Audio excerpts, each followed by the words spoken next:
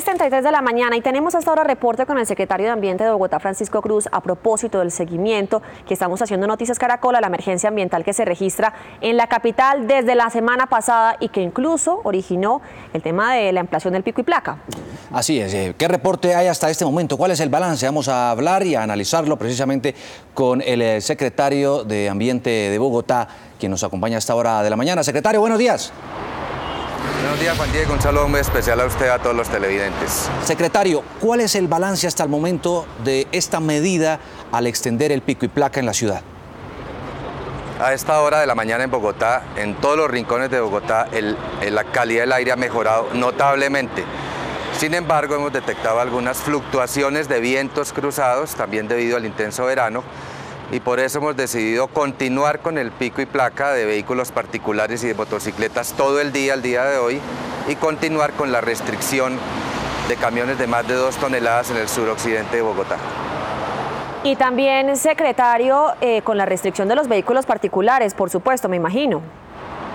Sí, claro, restricción de vehículos particulares con pico y placa todo el día, más el pico y placa de motocicletas. Secretario, una de las principales preocupaciones de la ciudadanía es la siguiente. ¿Hasta cuándo va a ir esta restricción?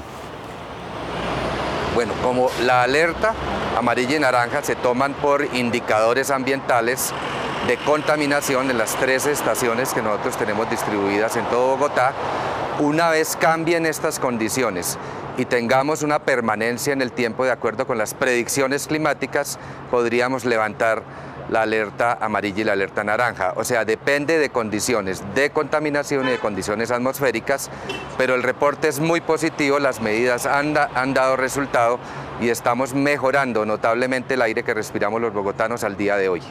Bueno, es un reporte positivo a esta hora de la mañana, secretario, pero ¿cuáles siguen siendo esas localidades donde hoy a esta hora se le sigue manteniendo la recomendación a los ciudadanos del tapabocas, de no hacer ejercicio al aire libre, si tienen niños enfermos no enviarlos al colegio? ¿Cuáles son esas localidades que hoy revisten, digamos, mayor preocupación? Las acciones de la alerta naranja las estamos dirigiendo al suroccidente de Bogotá, a las localidades de Kennedy, Don Juelito, Bosa, Ciudad Bolívar y Puente Aranda, y allí estamos, por ejemplo, intensificando todos los operativos para el cierre de fábricas que ilegalmente están contaminando el aire que respiramos los bogotanos. Hemos cerrado 20 fábricas de chimeneas que contaminan, además, sumada a esto, a las más de 50 que hemos cerrado en la alcaldía del alcalde Enrique Peñalosa, o sea, llevamos 70 fábricas cerradas que contaminaban ilegalmente. Y por otro lado tenemos la restricción de camiones de carga de más de 2 toneladas que no pueden ingresar a la zona. Además que esta zona, también como todo Bogotá, es sujeta al pico y placa de vehículos particulares y de motocicletas todo el día al día de hoy. Ahora, en la medida en que avancen las condiciones y podamos desarrollar un levantamiento de las alertas, se lo iremos comentando a todos los bogotanos. Secretario, ¿por qué esta medida, y es, digamos, lo que queda en el ambiente y en la opinión pública, por qué esta medida es tan reactiva y no se hizo nada preventivo cuando se sabe que esto, dicen los expertos, de acuerdo a un informe que tengo aquí en mis manos, inclusive que se sabe que ocurre todos los años? Sí, las condiciones de intenso verano, que son todos los años, están agravadas por un fenómeno del Niño que fue creciendo, pero adicional a esto, las semanas anteriores tuvimos unos fuertes incendios en la región.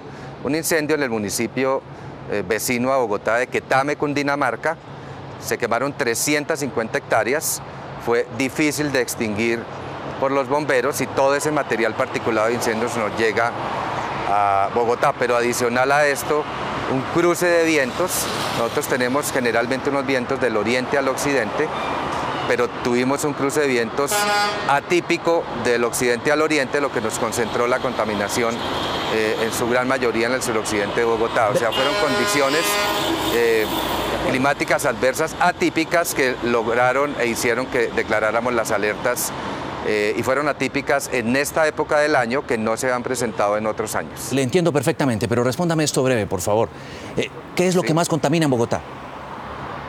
Depende del contaminante. Si nosotros tenemos material particulado, los que más contaminan son el transporte de carga en más de un 50%. Si tenemos El monóxido de carbono, las motocicletas contaminan en un más del 50%. Sí, y si se sabe que lo que más contamina en Bogotá es el transporte de carga, ¿por qué entonces le ponen pico y placa a las motos, por ejemplo? O le ponen pico y placa a los automóviles. ¿Por qué no se hacen más controles preventivos para poner en cintura muchos vehículos que inclusive ya deberían estar chatarrizados? Sí, Juan Diego, depende del contaminante, como le digo. Material particulado, más del 50% transporte de carga. Monóxido de carbono, más del 50% motocicletas. Dióxido de nitrógeno o dióxido de azufre, la responsabilidad de carros particulares. O sea, depende del contaminante, la fuente de contaminación, y por eso hacemos estas medidas para bajar todos los contaminantes en Bogotá.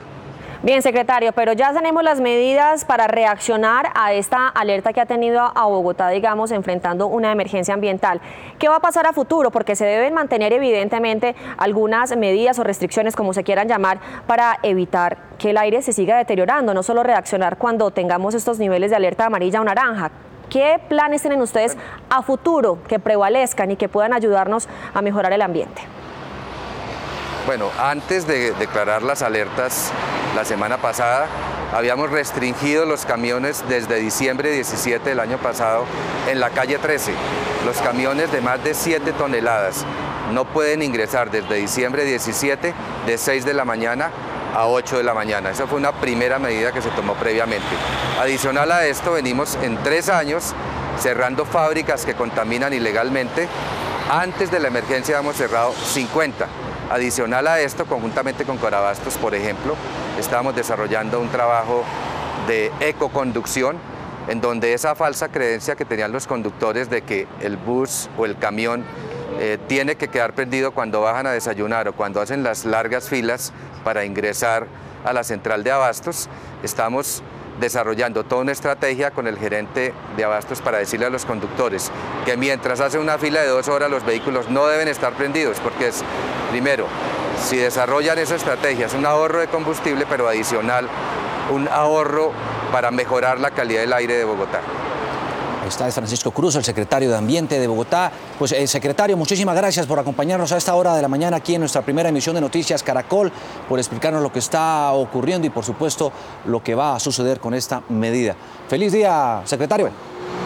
Muchas gracias, Juan Diego, Catalina, un saludo especial, y a ustedes televidentes, muchas gracias por ayudar en esta crisis que tenemos de calidad del aire.